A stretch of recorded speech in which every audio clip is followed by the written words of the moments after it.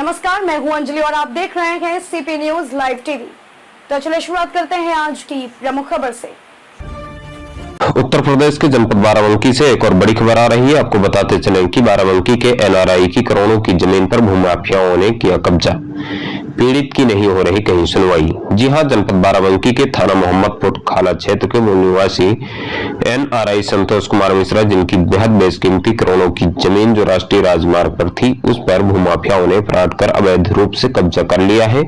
भूमाफियाओं में मुख्य रूप से इंद्रजीत सिंह, किशनपाल सिंह, जो हरियाणा के जनपद रेवड़ी के रहने वाले हैं, इनके साथ पीटर पंथम, संजीत कपूर, अशोक चड्ढा व 5 अन्य व्यक्ति भी शामिल हैं। जानकारी मिली है कि इन भूमाफियाओं के विरुद्ध अन्य कई राज्यों में भी जमीन के फर्जीवाड़े से संबंधित कई मुकदमे चल रहे हैं। सीपी न्यूज लाइव टीवी को मिली जानकारी के मुताबिक भूमाफिया इंद्रजीत सिंह अपनी भूमाफिया साथी टीम के साथ शिकार की तलाश में ही रहते हैं। ये सभी बहुत ही दबंग जमीन हथियाने के लिए साम दाम दंड भेद सभी हथकंडे अपनाते हैं। पीड़ित को आवाज उठाने पर जान से मारने की धमकी भी देते हैं। बाराबंकी से एनआरआई संतोष कुमार मिश्रा को भी इनकी जाल में शिकार होना पड़ा, जिसके चलते एनआरआई साहब अपनी करोड़ों की प्रॉपर्टी गंवा बैठे। बेचारे सालों से न्याय के लिए थाना पुलिस कोर्ट के चक्कर लगा रहे हैं और अपराधी बेधड़क खुला सांड की तरह घूम रहे हैं। आपको बताते चले कि फर्जी बेनामे में शामिल झूठी गवाही देने वाले गवाहों को विवेचक द्वारा गिरफ्तार कर जेल भेज दिया गया, जिससे अपराधियों में हड़कंप मच गया है। अपराधियों द्वारा विवेचक पर भी बनाया जा रहा है दबाव। आइए दिखाते हैं सीपी न्यूज लाइव टीवी की स्पेशल रिपोर्ट। दादा, क्या नाम है आपका? हमारा नाम है संतोष कुमार मिश्रा जी। क्या मामला है आपका? मामला यह है कि हमारे पास में हम 86 साल के बूढ़े आदमी जी, चलने फिरने में लाचार और एक हरियाणा का ठग मिल गया जी किसी माध्यम से, और उसने हमारी जमीन यहाँ पर एक है, तो ये सोच करके कि ये बाहर रहता है बुढ़ा, 86 साल का, अमेरिका में रहता है, इसके बच्चे सब अमेरिका में हैं, यहाँ कोई है नहीं जी। तो कोई पैरोकार नहीं।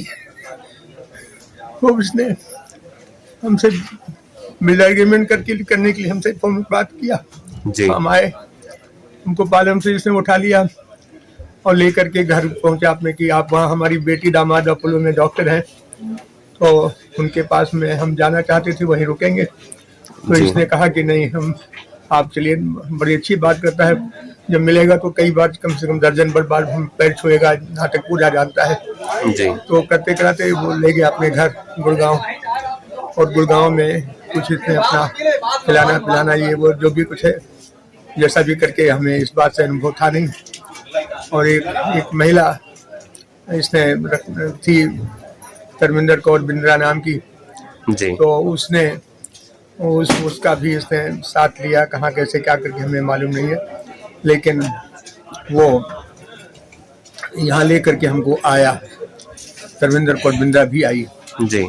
और इसके साथ में इसकी बीवी भी थी, और हमको बीच में बैठाया गया गुड़गांव से, और बाराबंकी के रास्ते में पूरा कार से लेकर के आए। इसके पास 4-5-6 कारें और थी, जिसमें कुछ तो हम लोग बैठे थे इसके अपने जी। ये अकेले नहीं चलता है।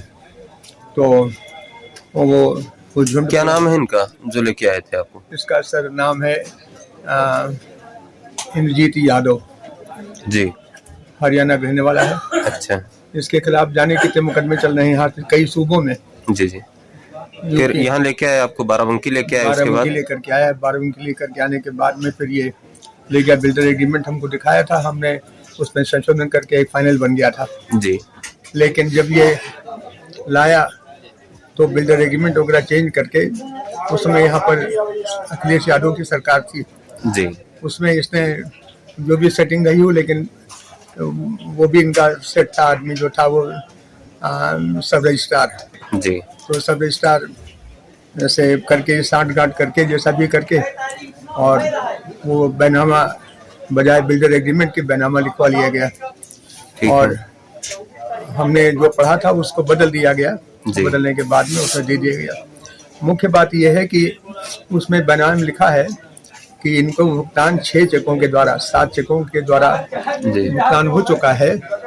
अब पैसे का लेना देना 1 पैसा नहीं है, जी जबकि हकीकत ये है कि हमको कोई चेक उसने दी ही नहीं थी। जी सिर्फ उसने मेंशन की है, लेकिन उन चेकों का न तो डेट है, न उसमें हर चेक का अलग अलग अमाउंट है। हमारी 50 करोड़ की प्रॉपर्टी को इसने 3.5 करोड़ में दिखाया है, जी और उसके बाद में उसने उसी प्रॉपर्टी को इसने बहुत महंगे दाम पर बेचा है। जी। पैसे मिले आपको, नहीं मिला? हमें 1 पैसा, इसने हमारा एक अकाउंट वहाँ खुलवाया जी गुड़गांव में, तो उस अकाउंट में बाद में बैनामे के बाद में एक चेक, जी उसमें 7 चेकों में से मेंशन था, उसमें से एक चेक इसने बाद में डाली है बैनामे के काफी बाद। अच्छा, कितने पैसे लगभग उसमें? उसमें चेक अब हम 37 लाख 37 लाख रुपए। हाँ 37 लाख रुपए उसमें जी। डाले। तो अब ये करके उसमें तो बाकी हमको न चेक न दी, न पेमेंट मिला, कुछ भी नहीं है। जी हमने इसका बैनामा कैंसिलेशन के लिए सूट फाइल किया, जी वो सूट भी हमसे इसने मिल करके कि चाचा ये है, बाबा फलाना, ये वो करके फिर हमसे ये एक कंप्रोमाइज बनवाया जी कि हम लोग फैसला कर दे, आप बूढ़े आदमी हमारे बाबा की उम्र के हैं, और अपनी मीठी मीठी बातों में फंसा करके फिर से उन्होंने कंप्रोमाइज करा दिया। कंप्रोमाइज कराया। जी। और अच्छा, कंप्रोमाइज लेखपाल और कानून को इन लोगों से आप मिले यहाँ के? मैं सबसे मिला सर, क्या कहते हैं लोग? लेकिन वो लेखपाल वगैरह रेवेन्यू डिपार्टमेंट हम क्या बताएं, अपने मुंह से हम नहीं कहना चाहते हैं कि कितना भ्रष्ट है, जी। लेकिन हम बहुत दुखी हैं रेवेन्यू डिपार्टमेंट से, बहुत दुखी हैं। हमने सब कुछ करने के बाद भी उन्होंने जानते हुए हमने यहाँ कहा दाखिल खारिज होने का मतलब ही नहीं, क्योंकि हमको भुगतान मिला ही नहीं, जी। लेकिन दाखिल खारिज भी कर दिया। अच्छा, उसके बाद भी दाखिल खारिज हो दाखिल गई? खारिज बावजूद इसके कर दिया, जी और करने के बाद भी हम सब कहीं चलते रहे। फिर डिस्ट्रिक्ट जज के हम गए, जी और डिस्ट्रिक्ट जज यहाँ पर कुरैशी साहब थे एक, उस समय तत्कालीन, जी जी तो उन्होंने, हम उनके शुक्रगुजार हैं कि उन्होंने हमारी बहुत मदद किया।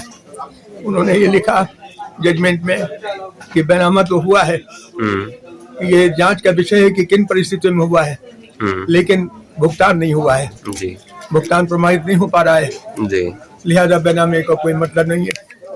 जी तो इसके बाद में हम परेशान फिर रहे, घूम रहे हैं। मेरी कोई है नहीं, मैं अकेले मतलब परेशान हूँ। यहाँ से जो है कोर्ट से जो मुकदमे का FIR आदेश हुआ, तो ये कोतवाली नगर में मुकदमा आपका चल रहा, विवेचना चल रहा है, उसमें क्या कहना है आपका? अब उसमें हमको यही कहना है कि हमको न्याय मिल जाए। हमारा जो विवेचना अधिकारी है जी उसको, वो बहुत, पुलिस डिपार्टमेंट में बहुत कम लोगों को हमने देखा है कि जो कि इतनी ईमानदारी से काम करते हो। जी हम तो कहते हैं कि हमारी जो भी 2-4 साल जिंदगी बची हो वो उसको लग जाए, वो एक बड़ा चाय का गुनहगार नहीं है। जो विवेचना अधिकारी है अच्छे से विवेचना कर रहा बहुत है अच्छे से कर रहे हैं, हम पूरी तरीके से सेटिस्फाइड। जी जी और चूंकि सही विवेचना कर रहा है, इसलिए सही विवेचना के आधार पर वो फंस रहा है। यादव, हाँ, उसकी बखिया सब निकल रही यादव है। जो अपराधी था, अपराधी, हाँ, जी वो फंस रहा है। तो वो ये चाहता है कि विवेचना अधिकारी बदल जाए। हम ये चाहते हैं विवेचना अधिकारी बदलने की जरूरत नहीं है, तो जी। उसका बदलने का मतलब ये है कि हमारी हत्या, जी तो उसे किसी भी कीमत पर हम ये नहीं चाहते कि उसको ऐसा एक इंसान, ईमानदार आदमी जो एक पहला चाय का गुनहगार नहीं है, और उसके ऊपर तमाम आरोप जा करके वो लगा रहा है, इसलिए कि किसी तरीके से विवेचना अधिकारी बदल जाए। जी। तो इसमें आप क्या चाहते हैं कि विवेचना जो अधिकारी, जो विवेचक है, वो आपका विवेचना पूरा करें? इस पे आपको पूरा विश्वास है कि वो अच्छा विवेचक है? सर, हम यही चाहते हैं कि ये विवेचना अधिकारी हमारा नहीं बदला जाए। जी ये अगर बदल गया तो मेरी मौत है। कारण ये है कि हमको न्याय नहीं मिलेगा। जी ये खरीद लेता है सबको, तो ये बिकने वाला अधिकारी नहीं है। जी महज इसलिए जो है ये इसका बना रहना हमारे हित में है, न्याय के हित में है, जी और इसका हटना जो है उसके हित में है, न्याय का हित है। जी। आप क्या चाहते हैं, अगर इसकी विवेचना हट गई, क्या करेंगे इसके बाद आप? अगर विवेचना हट गई तो हम यही DM ऑफिस में आत्महत्या कर लेंगे। हम यहाँ से हटने का सवाल ही नहीं उठता। जी, यहाँ से आप मुख्यमंत्री जी से मुलाकात किए थे या नहीं किए? उन तक कोई संदेश? मुख्यमंत्री जी से कई बार कोशिश किया, आज भी हमने कुछ उनको फोन लगाया था जी लेकिन ये मालूम हुआ वो कहीं कहाँ के दौरे पर हैं, जी, तो वहाँ चुनाव चल रहा है क्या है, तो उनसे मुलाकात नहीं हो पाई। आप जो हमारे चैनल के माध्यम से कोई संदेश देना चाहते हैं, अपनी बात रखना चाहते हैं माननीय मुख्यमंत्री की तरफ? हम ये कहना चाहते हैं कि विवेचना अधिकारी नहीं बदलना चाहिए और हमको न्याय मिले, बस सीधी बात है। बूढ़े आदमी को, अकेला हूँ, बूढ़ा हूँ, परेशान बहुत ज्यादा हूँ। ठीक, ये जो भूमाफिया लोग हैं आपके खिलाफ आप कार्रवाई करिए, आपको धोखे में रख के आपकी जमीन को लिखाया है, इनके खिलाफ क्या कहना चाहेंगे आप? इनके खिलाफ उनको इतना ही कहना है कि इनको ये पता नहीं कैसे अदालतों से ये अपनी बेल निकलवा लेते हैं, करा लेते हैं। ये आदमी साल में आधा साल जेल में रहता है जी, ऐसा इसकी कुंडली है। इसके बाद भी पता नहीं कैसे इनको बेल मिल जाती है, क्या साठगांठ कर लेते हैं। तो हमारा इंद्रजीत के खिलाफ जो भूमाफिया हैं, इनके खिलाफ आज तक लगभग कितने मुकदमे हैं? इनके खिलाफ हम एग्जैक्ट को नहीं बता पाएंगे, लगभग बताइए। लेकिन बहुत मुकदमे, कम से कम 30-40 मुकदमे इनके खिलाफ हैं जी, और अलग अलग सूबों में हैं। उत्तर प्रदेश, राजस्थान, गुजरात और हरियाणा, पंजाब, ये इनका ऑपरेशन का एरिया है जी जी, जिसमें ये ज्यादातर सक्रिय है। ठीक। खबरों में अब तक के लिए बस इतना ही। मिलते हैं फिर ऐसी ही बड़ी खबर के साथ, तब तक के लिए नमस्कार और देखते रहिए सीपी न्यूज लाइव टीवी।